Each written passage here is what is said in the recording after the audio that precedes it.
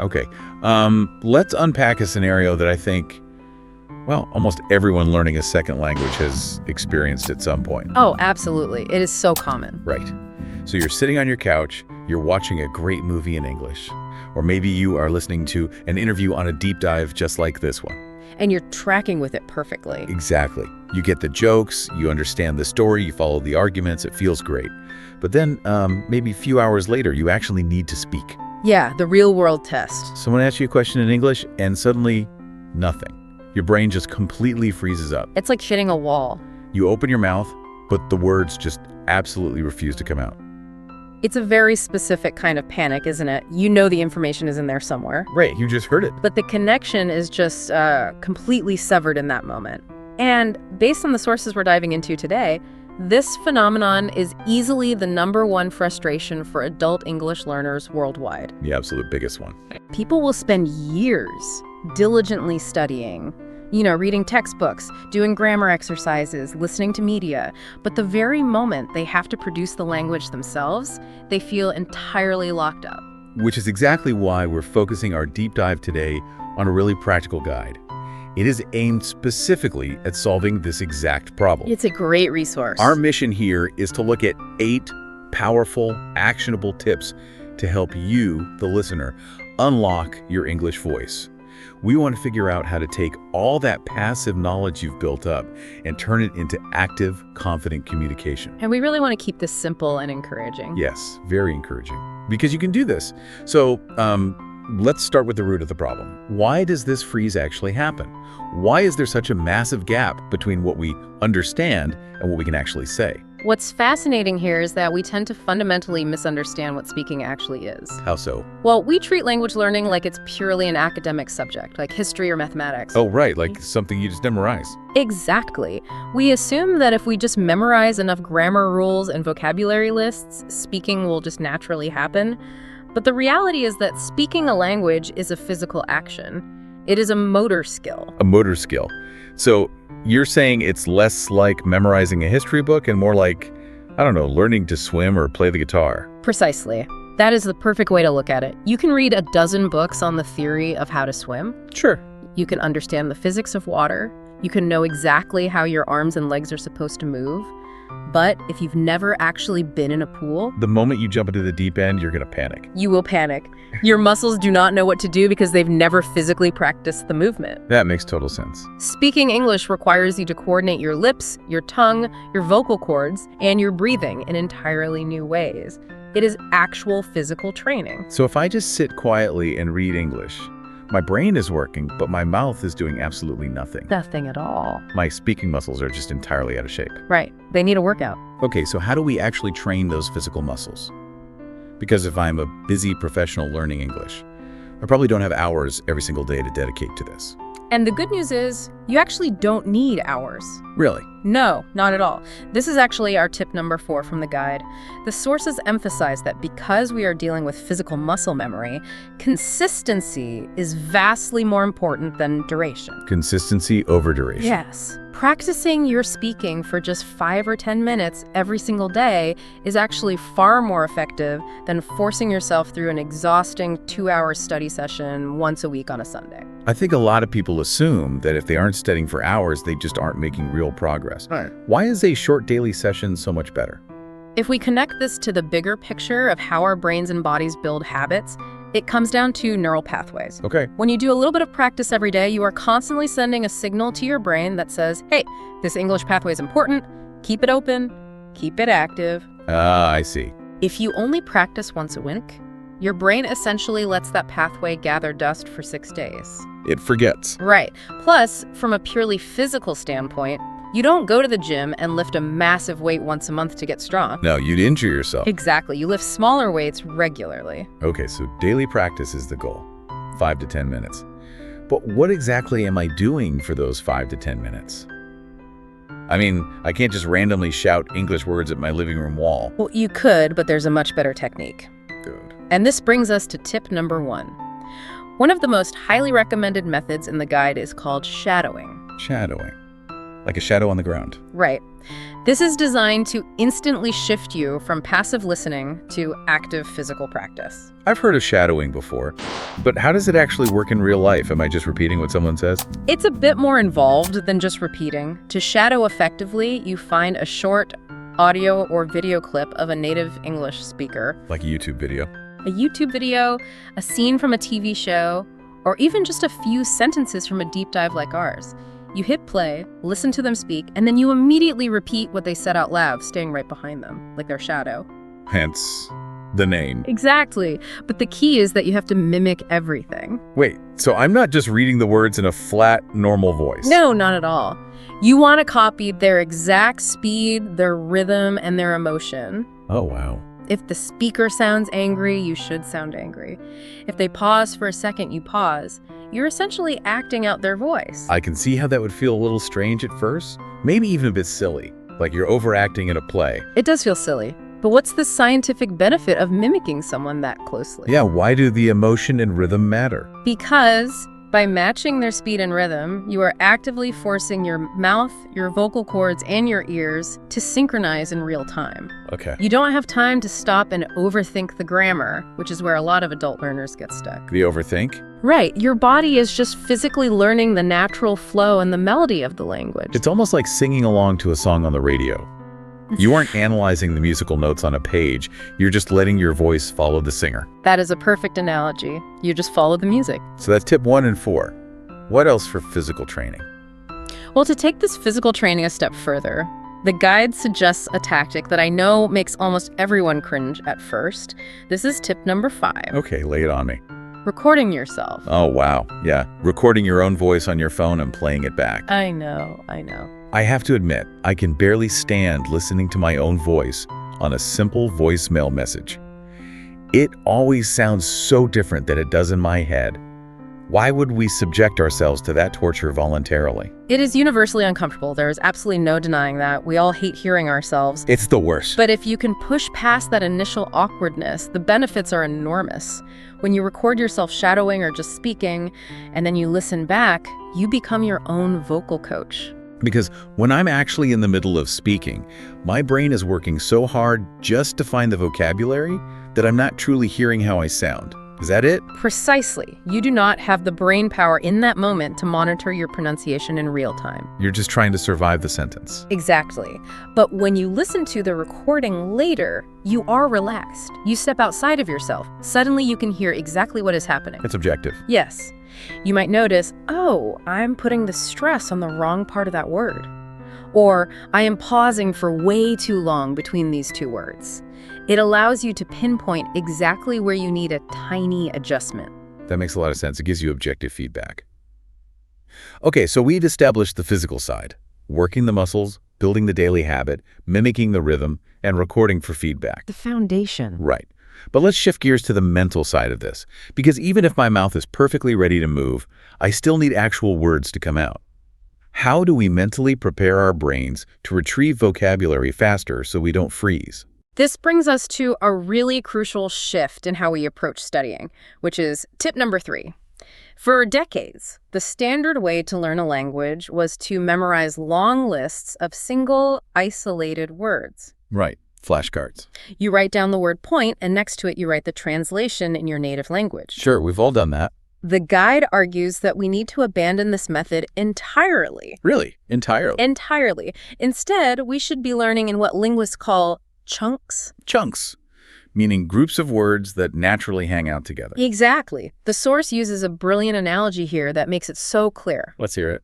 Imagine single vocabulary words as individual Lego bricks. Okay, Lego bricks. If you're in the middle of a fast-paced conversation and you only know single bricks, you have to frantically search your brain for each individual piece. You have to figure out the grammar rules to connect them and then build the sentence from scratch right there on the spot. And that is exactly when the brain freeze happens. The other person is staring at you, waiting for a response. And your brain is just dumping a box of loose Lego bricks onto the floor, panicking about how to put them together. That is the perfect way to visualize it. It requires a massive amount of mental energy, but learning in chunks is like having pre-built Lego sets. Pre-built sets. Right. Instead of just learning the word point, you learn the entire phrase. That's a good point. I see. You memorize that whole sequence of words as one single unbreakable unit. I really like that. Or instead of learning the word mean and the word what, you just learn the whole chunk. You know what I mean? Yes. And because your brain stores that chunk as a single item, you can retrieve it instantly. You don't build it, you just grab it. Exactly. You don't have to think about verb conjugation or word order. When the moment arises in conversation, you just grab that pre-built Lego set and place it right into the dialogue. It dramatically speeds up your reaction time and makes you sound far more natural. It changes everything. Okay, so chunking helps us process faster. That's tip 3. But how do we practice pulling these chunks out of our brain without the intense pressure of a real conversation? Because the pressure is a huge factor. Oh, massive. When someone is looking right at me, my stress levels spike, and that is when my memory totally blanks. That fight or flight response is very real. To combat this, the guide suggests, tip number 2, creating an English mode in your daily life through self-talk. Self-talk. Essentially, you narrate your daily activities out loud to yourself in English. Literally just talking to myself. Yes. So if I'm making breakfast, I'd say out loud, okay, I'm getting the eggs out of the fridge, the pan's getting hot, where did I put the salt? Exactly that. Just a running commentary of your life. I feel like if I do this while walking down the street or at the supermarket, people are going to give me some very strange looks. True. It is probably a technique best reserved for the privacy of your own home, or maybe your car when you're driving alone. But the psychological genius of this cannot be overstated. By talking to yourself when you are completely alone, you are removing the audience. There is zero pressure. None. No one is judging your grammar. No one is waiting for you to finish your thought. It's a completely safe environment to experiment. You're proving to your own brain that you can actually form sentences in English, which builds quiet confidence over time. Right. And you are getting your brain used to the physical act of generating the language without the anxiety spike. Now you can actually elevate this self-talk by moving into tip number 6, role-playing. Role-playing, like acting out a scene. Yes. Instead of just narrating what you are currently doing, you imagine specific future scenarios. You pretend you are checking in at an airport hotel, or you're answering a common question in a job interview. Okay. And the trick is you play both parts. Oh, like a one-person play. I am the hotel receptionist asking for a passport, and then I switch characters and play myself handing it over. That sounds like mental rehearsal. That is exactly what it is, mental rehearsal. By practicing the scene in advance, you are mapping out the conversation. You are figuring out which Lego chunks you are going to need before you actually need them in real life. That is so smart. Then, when that situation inevitably happens for real, your brain doesn't view it as a completely novel, terrifying threat. Because you've been there before. Right. It recognizes the pattern and says, oh, relax, we have already run through this script in the kitchen. It completely neutralizes the element of surprise. Which keeps the panic at bay. I love that. But let me play devil's advocate for a second. Go for it. Mental rehearsal and talking to myself in the kitchen are great. But eventually, I have to step out into the real world. Yes, you do. Real conversations aren't fully scripted. They are unpredictable. It's a back and forth like a game of ping pong. Someone hits the ball to me, and I have to hit it back instantly. Yeah. How do we transition from solitary practice to real-world reaction speed? That is the ultimate test. And it requires breaking one of the most common, deeply ingrained habits that adult language learners have.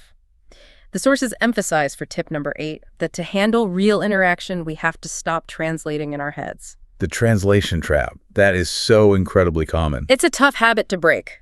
You hear a sentence in English, you silently translate it into your native language to understand it, then you formulate your answer in your native language, and finally, you try to translate that answer back into English before speaking. It is an exhausting mental loop. It really is. If you are doing a 4-step translation process for every single sentence, of course you're going to freeze. Your brain simply cannot process information that slowly in a live conversation. So how do we stop doing that? The guide suggests that we need to actively practice quick responding. You can use an AI voice chatbot, which are very accessible now, or ideally, find a language exchange partner online. Okay, so practicing with a real person or AI? Yes, but the goal here isn't to have a deep philosophical debate.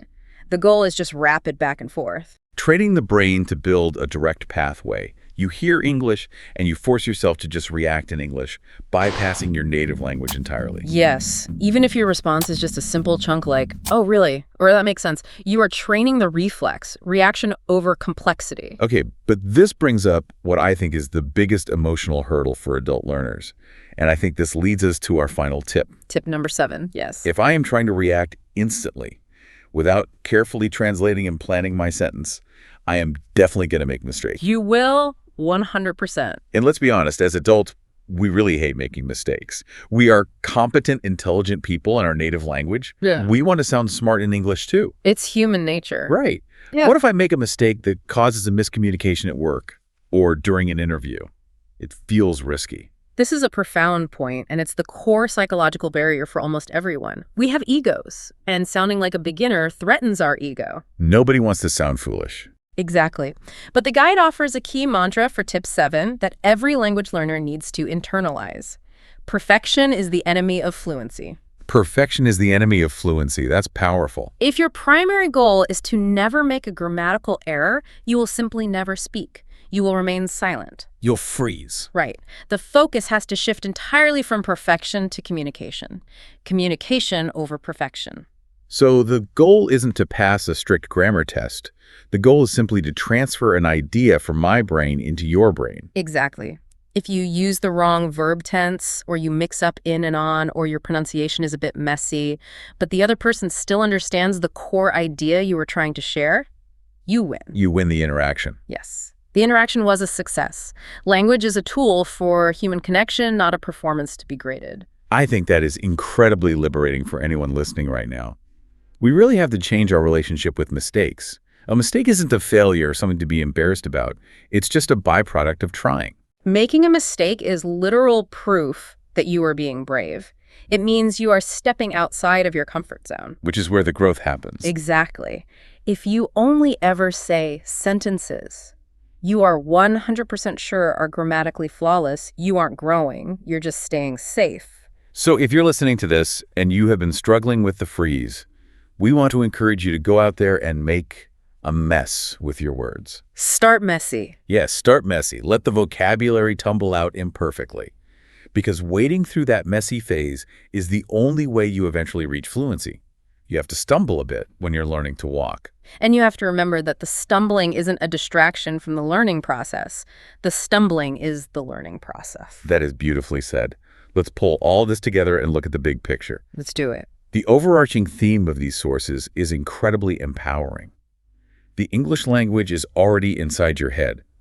If you understood this deep dive today, your passive knowledge is already fantastic. It really is. You've done the hard work of understanding. Right. And these 8 strategies, shadowing to build physical muscle memory, practicing daily for just 5 minutes, recording yourself, learning in pre-built chunks, narrating your day, role-playing, making friends with mistakes, and focusing on rapid responses. These are simply your tools. They are the tools you use to build the bridge from your brain directly to your mouth. Building the bridge. The freeze only happens because that bridge hasn't been fully constructed yet, but you have total control over building it, even if it's just 5 minutes a day. So we have a challenge for you, the listener. We've covered a lot of ground today, but you do not need to do all of it at once. No, please don't try to do it all today. Just choose one thing to try. Maybe tonight while you're cooking dinner, just try narrating what you're doing out loud in English. Or pull up a short video on your phone and try shadowing the speaker for just 60 seconds. Exactly. Feel what it's like to physically produce the language without overthinking it. Take that first step to unlocking your English voice. You have everything you need. And as you start putting these tools into practice, I want to leave you with a broader question to ponder. Okay, so let's hear it. When you learn to speak a new language actively, you have to adopt a new rhythm. You have to train your brain to react differently. And most importantly, you have to completely let go of your fear of sounding foolish. Right. So, does learning to speak a foreign language actually change your personality over time? Or does it simply strip away your insecurities and reveal a braver, more resilient version of who you already are? Wow. A braver version of who you already are. I absolutely love that thought. Language isn't just changing how you sound, it's changing how you interact with the world. It really is. Thank you so much for joining us for this deep dive. Keep practicing. Be incredibly kind to yourself when you make those necessary mistakes, and we will catch you next time.